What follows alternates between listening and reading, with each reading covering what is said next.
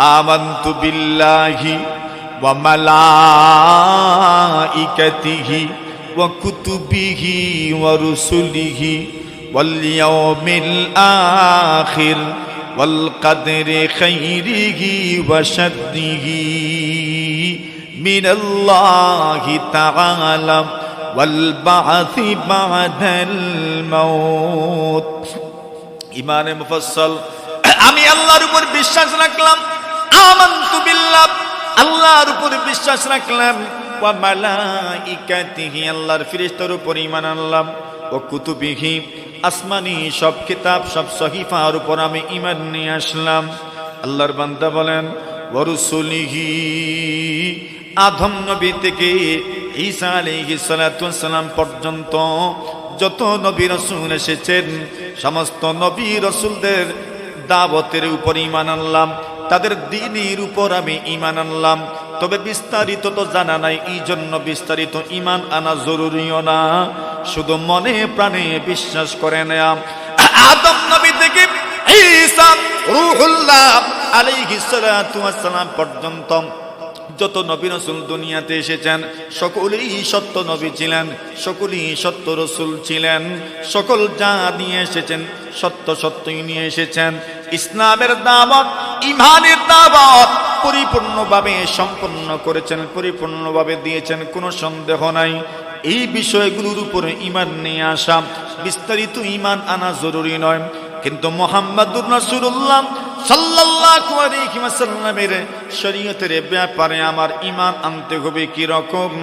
আল্লাহর নবীজি যা নিয়ে এসেছেন আল্লাহর পক্ষ থেকে সবগুলো হক, শুধু হক নয়, আমি আমলও করব, আমার জীবনে বাস্তবায়নও করব। এইরকম ঈমান আনা মুহাম্মাদুর রাসূলুল্লাহর শরীয়তের জন্য জরুরি। আল্লাহর বান্দা বলেন ওয়া রুসুলিহি ওয়াল ইয়াউমিল আখির, পরকাল দিবসের উপর ঈমান নিয়ে আসলাম। ওয়াল কদরি খাইরিহি ওয়া শাররিহি মিনাল্লাহি তাআলা, তাকদীরের ভালো মন্দ কার পক্ষ থেকে আসে? জোরে বলেন। বৃষ্টিও কার পক্ষ থেকে? দান নিলে গিয়েও মাতুন না, কার পক্ষ থেকে? আর দিয়ে গেলেও কে দিবেন? আরে বলেন না, কে দিবেন? আল্লাহ দিবেন। রিজিক দাতা কে? ওয়াল কদরি খাইরিহি ওয়া শাররিহি মিনাল্লাহি তাআলা ওয়াল বা'থি বা'দাল মাউত, এবং পরকালে আল্লাহর সামনে দাঁড়াতে হবে। কিয়ামতের কঠিন ময়দানে মহান রবের সামনে আমাকে দাঁড়াতে হবে, আপনাকে দাঁড়াতে হবে। এটাও আমার ঈমানের অন্তর্ভুক্ত। আসেন ভাইরা আমার, এবার ঈমানিয়াতের কিছু বিষয় জানতে পারলাম। আল্লাহর নবীজি বলেন ঈমান শুধু এতটুকুই না। রাসূলুল্লাহ বলেন আল ঈমানু বিদউন ওয়া সাবউনা শু'বা ফাআফদালুহা কাউলু লা ইলাহা ইল্লাল্লাহ ওয়া আদনাহা ইমাতাতুল আযা আনিত তারিক ওয়াল হায়াউ শু'বাতুম মিনাল ঈমান। নবীজি বলেন সাহাবীরা আমার, আল ঈমানু বিদউন ওয়া সাবউনা শু'বা, নবীজি বলেন ঈমানের 70-এর উপরে শাখা প্রশাখা আছে। কতটা? 70-এর উপরে শাখা প্রশাখা আছে। অনেক উলামায়ে কেরাম নবী আকরাম সাল্লাল্লাহু আলাইহি ওয়াসাল্লামকে প্রশ্ন করা কোন, ইয়া রাসূলুল্লাহ, ওগো আল্লাহর হাবিব, একজন মুমিন, পরিপূর্ণ মুমিন, ঈমানের পূর্ণতা আসবে কিভাবে? নবীজিকে প্রশ্ন করা হয়, ইয়া রাসূলুল্লাহ ইসলামে খাইর, আল্লাহর নবী গো, ঈমানি গুণের মধ্যে, ইসলামিক গুণের মধ্যে কোন গুণ সর্বোত্তম? নবীজি জবাব দিলেন ঈমানুম বিল্লাহ, আল্লাহর উপর ঈমান আনা সর্বোত্তম গুণ। ইসলামের মধ্যে সবচেয়ে বড় আমল হচ্ছে, সর্বোৎকৃষ্ট আমল হচ্ছে ঈমানুম বিল্লাহ, আল্লাহর উপর ঈমান আনা।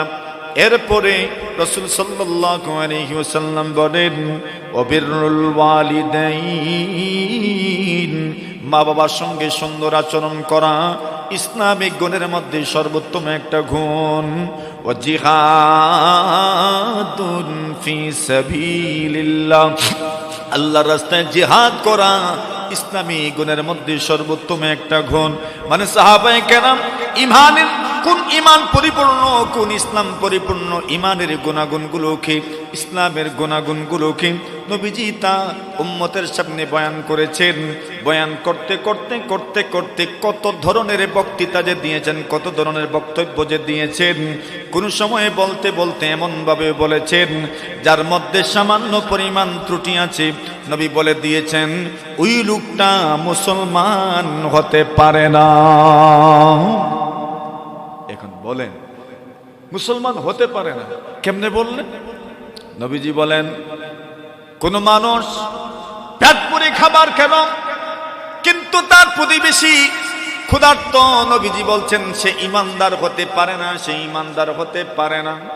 মনে রাখেন শুধু, আল্লাহর হাবিব বলেন লা ইউমিনু ওয়াল্লাহি লা ইউমিনু ওয়াল্লাহি লা ইউমিনু ওয়াল্লাহি লা ইউমিনু, আল্লাহর কসম ওই লোকটা মুমিন নয়, আল্লাহর কসম ওই লোকটা মুমিন নয়।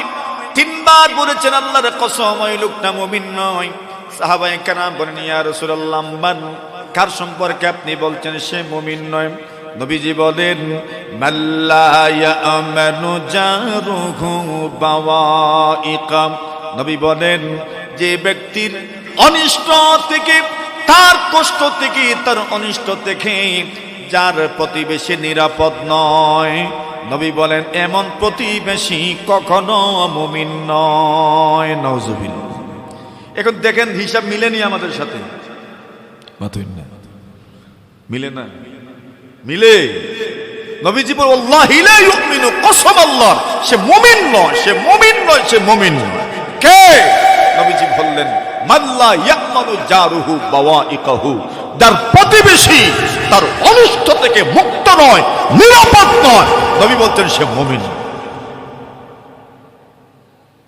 খেয়াল রেখেন নবী আকরাম সাল্লাল্লাহু আলাইহি ওয়াসাল্লাম বলেন আল মুসলিমু মান সালিমাল মুসলিমুনা মিন লিসানিহি ওয়া ইয়াদিহি, মুসলমান তো সেই যেই লোকের হাত এবং জবানের অনিষ্ট থেকে অন্য মানুষ নিরাপদ থাকে, সেই তো মুসলমান। সেই তো কি? সেই তো কি? এর মানে যার হাত এবং জবানের অনিষ্ট থেকে অন্য মানুষ নিরাপদ থাকবে না, সে মুসলমান নয়। সে কি নয়? আরে উলামায়ে কেরাম প্রকৃত তর্জমা করেন, প্রকৃত মুমিন নয়। কি তর্জমা? প্রকৃত মুমিন নয়। নবীজি তো বলতে পারতেন, কেন এরকম বললেন? নবী বলছেন আল মুসলিমু, মুসলমান তো সেই মান সালিমান নাসু বিল লিসানিহি ওয়া ইয়াদিহি, সহিহ ইবনে হিব্বানের রিওয়ায়াত, যার হাত এবং জবানের অনিষ্ট থেকে অন্য মানুষ নিরাপদ, সেই মুসলমান। সেই কি মানে? এর অর্থ কি? সেই মুসলমানের অর্থ কি? মানে সেই তো মুসলমান। এর মানে হলো যার হাত এবং জবানের অনিষ্ট থেকে অন্য মানুষ নিরাপদ থাকবে না, সে কি নয়? ওয়াজ করিলেন না একটু? সে কি নয়? মুসলমান নয়। এটা কথার এক ভঙ্গি। শরীয়তে রাসূলুল্লাহর বক্তব্য এমনও পাওয়া যায় কখনো কখনো অসম্পূর্ণ জিনিসকে নাই মনে করে কথা বলেছে। নবীজি বলেন লা উযুআ লিমান লাম ইয়াযকুর ইসমাল্লাহি আলাইহি, নবীজি বলেন কোন মানুষ যদি উজুর শুরুতে বিসমিল্লাহ পড়ে না, নবীজি বলছেন তার উজুই যেন হয় নাই। তার যেন কি হয় নাই? উজুই হয় নাই। এর মানে উজু অসম্পূর্ণ থাকবে। কিন্তু বলতে গিয়ে এমন ভাবে বলেছেন যেন মানুষ উজুর শুরুতে বিসমিল্লাহর ব্যাপারে সচেতন হয়ে যায়। এজন্য এমন ভাবে উপস্থাপন করেছেন কেউ যদি উজুর শুরুতে বিসমিল্লাহ পড়ে না, তার যেন কি হয় নাই? আরে উজুই হয় নাই। এইভাবে যদি আমার জেহনে ঢুকে, এইভাবে যদি আমার দিমাগের ভিতরে ঢুকে, এইভাবে যদি আপনার দিমাগের ভিতরে ঢুকে, তো বলেন আপনি কি আর উজুর শুরুতে বিসমিল্লাহ মিস দিবেন? দিবেন নি মিস? কেন? বলে নবীজি বলছেন যদি কেউ বিসমিল্লাহ পড়ে না তার যেন কি হয় নাই, উজুই হয় নাই, তো আপনি মিস দিবেন? আমি তো মিস দিব না। নবীজি বলছেন তার জন্য উজুই হয় নাই, কেউই তো মিস দেওয়ার কথা নয়। আচ্ছা বলেন এই কথাটা এইভাবে যদি শুনেন তাহলে অবশ্যই আপনি উজুর শুরুতে বিসমিল্লাহ পড়বেন। আর কোন মানুষ যদি উজুর শুরুতে বিসমিল্লাহর উপর আমল করে নিতে পারে, আল্লাহর হাবিব সাল্লাল্লাহু আলাইহি ওয়াসাল্লাম বলেন তার উজুর মাধ্যমে পুরো শরীরের মাধ্যমে যত গুনাহ সে করেছে সব গুনাহ আল্লাহ মাফ করে দিবেন। এখন এমন ভাবে বলছে। আরেক হাদিসে রাসূল আকরাম সাল্লাল্লাহু আলাইহি ওয়াসাল্লাম বলেন কোন মানুষ উজুর শুরুতে বিসমিল্লাহ পড়ল, তার পুরো শরীরের গুনাহ মাফ হয়ে গেল। আর নবীজি বলে দিয়েছেন উজুর শুরুতে বিসমিল্লাহ পড়বেন না তো যেন আপনার নামাজ, আপনার উজু হইল না। এখন সব মানুষ উজুর শুরুতে বিসমিল্লাহর ব্যাপারে সবচেয়ে গুরুত্ব দিন। আরেক হাদিসে রাসূল বলেন লা ইউমিনু আহাদুকুম হাত্তা আকুনা আহাব্বা ইলাইহি মিন ওয়ালিদিহি ওয়া ওয়ালাদিহি ওয়ান নাসি আজমাইন। নবীজি বলেন, আল্লাহর হাবিব বলেন, ওই লোকটা মুমিন নয় যেই লোক আমার মহব্বত তার কাছে তার সন্তান এবং তার বাবা মায়ের চাইতে বেশি না হবে। কি বলেন সে মুমিন নয়? সে কি নয়? মুমিন বলে দিয়েছে মুমিন নয়। এর মানে কি?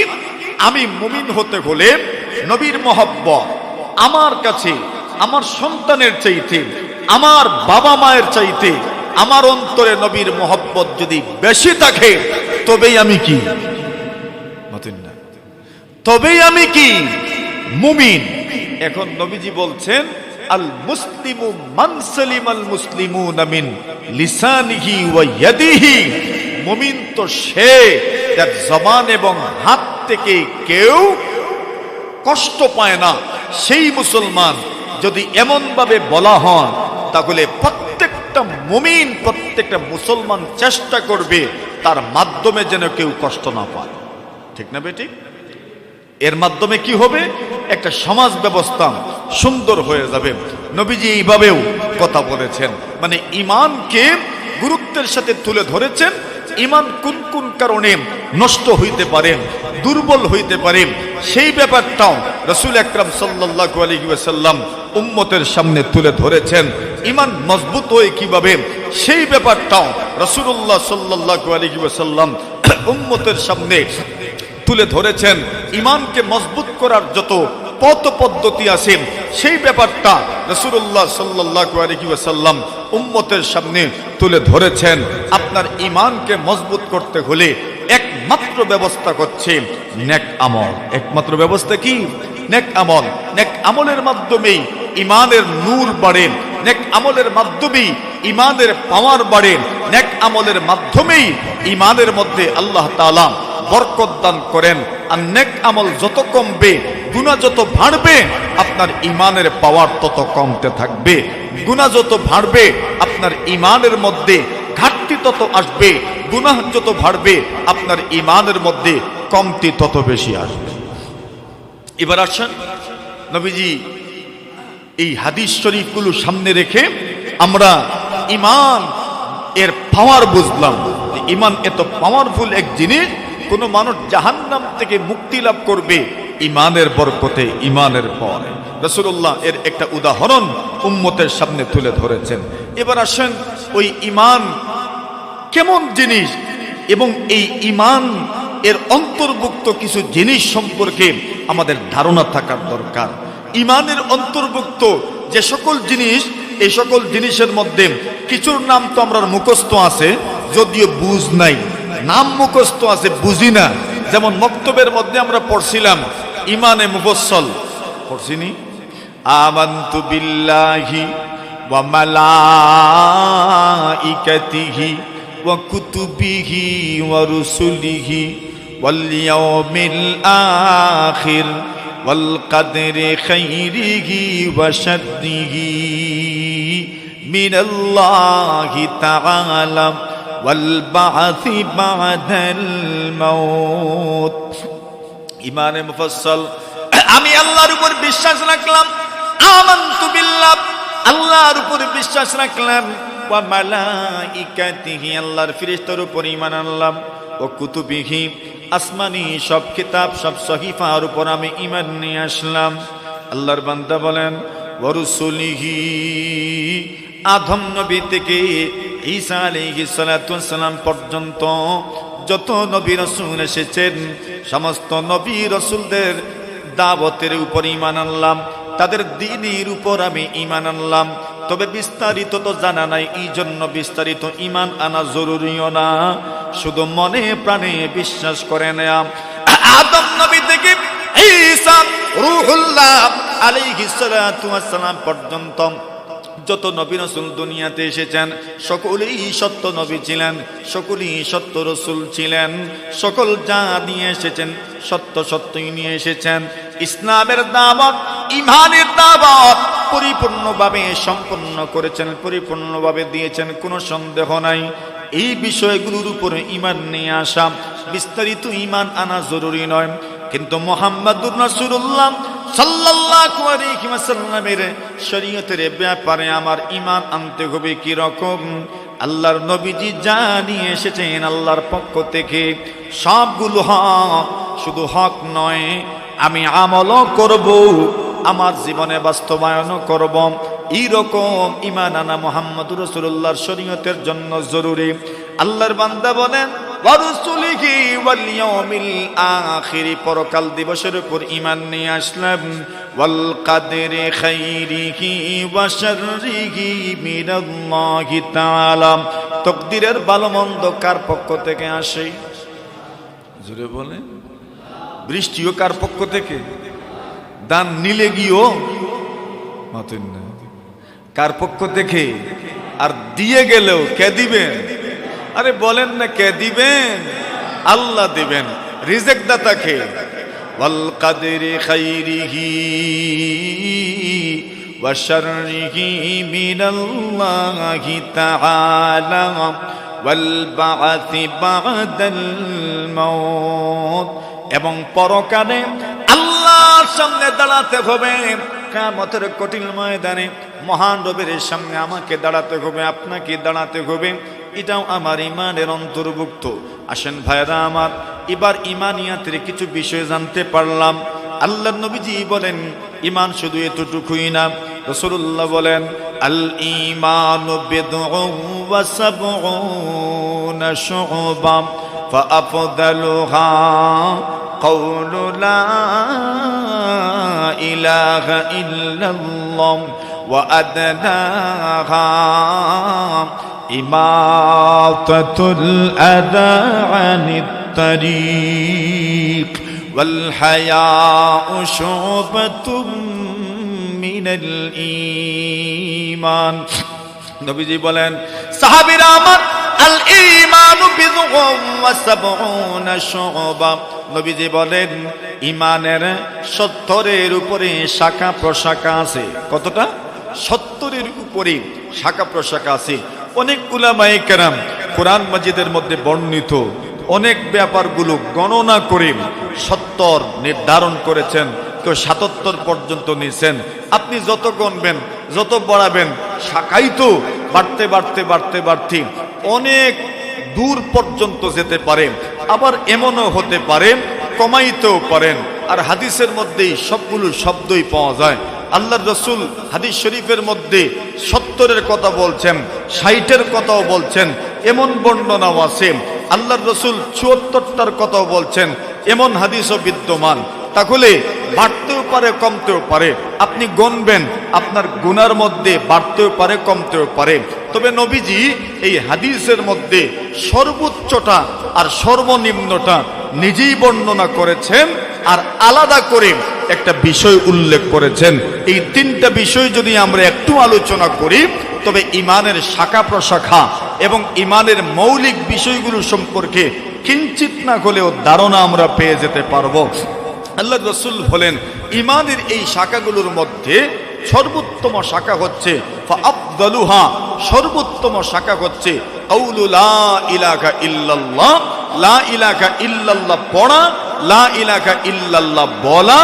আল্লাহর রাসূল বলেন এটা হচ্ছে ইমানের সর্বোত্তম শাখা। সুবহানাল্লাহ।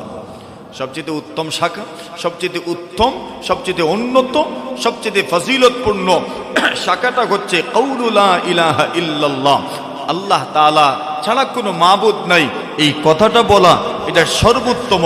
হাদিস শরীফের মধ্যে আসে রাসূল আকরাম সাল্লাল্লাহু আলাইহি ওয়াসাল্লাম বলেন, কোন মানুষের সর্বশেষ কথা যদি হয় লা ইলাহা ইল্লাল্লাহ, ওই লোকটা জান্নাতের মেহমান হবে। আচ্ছা, এটা আমরা মোটামুটি জানি। এরপরে নবীজি বলছেন ওয়া আদনাহা ইমাতাতুল আযা আনিত তরিক, আল্লাহর রাসূল বলেন ইমানের সর্বনিম্ন শাখা হচ্ছে রাস্তা থেকে কষ্টদায়ক জিনিস সরিয়ে দেওয়া। সুবহানাল্লাহ। এই কথাটা বুঝছেন নি আপনারা? রাস্তা থেকে কষ্টদায়ক জিনিস সরিয়ে দেওয়া। মানুষ চলাচল করেন সাধারণত যে সকল রাস্তা দিয়ে, ওই রাস্তাগুলোর থেকে কষ্টদায়ক জিনিস সরিয়ে ফেলা, মানুষের চলাফেরায় বিঘ্নতা ঘটবে এমন জিনিস রাস্তা থেকে সরাইয়া দেওয়া, মানুষের চলাফেরায় বিঘ্নতা না ঘটানো, মানুষের চলাফেরার মধ্যে কষ্ট না দেওয়া, এটা হচ্ছে ইমানের সর্বনিম্ন শাখা। এখন বলেন তো, রাস্তার থেকে কষ্টদায়ক জিনিস সরানো এটাও ইমানের অন্তর্ভুক্ত কিনা? এখন এই পয়েন্টটাই যদি ধরেন, তাহলে আমরা অনেকেই এই পয়েন্টে ধরা খাইব। কথা বলেন ঠিক না বেটি? এই পয়েন্টটি আমরা অনেক ধরা খেয়ে ফেলব যে রাস্তার থেকে কষ্টদায়ক জিনিস সরানো, কিন্তু আমরা তো অহরহ প্রতিদিন কত মানুষকে স্বাভাবিক চলাফেরা করতে বাধা দিচ্ছি।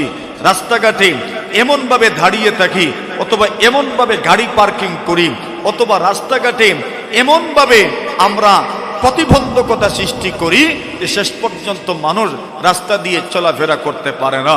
কিছু মানুষ তো আপনার কমিউনিটির সবচাইতে নিম্ন পর্যায়ে চলে যায়, মানুষ চলাচলের সাধারণ রাস্তাগুলোতে পেশাব পায়খানা পর্যন্ত করে। আর কথা বলেন ঠিক না বেটি?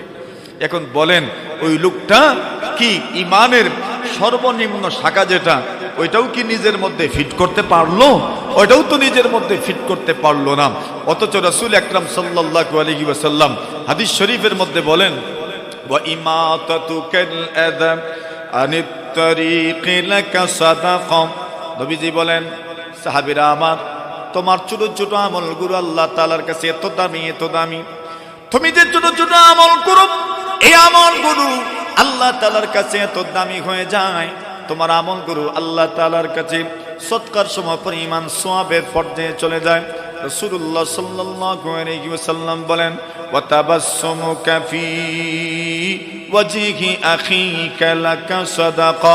আল্লাহর নবী বলেন, তুমি যদি তোমার কোন মুমিন মুসলমান ভাইয়ের চোখের দিকে তাকায়া, তার মুখের দিকে তাকায়া তুমি যদি মুস্কি হাসি দিতে পারো, নবীজি বলেন আল্লাহ তাআলা তোমার আমলনামায় সদকার সওয়াব দিবেন।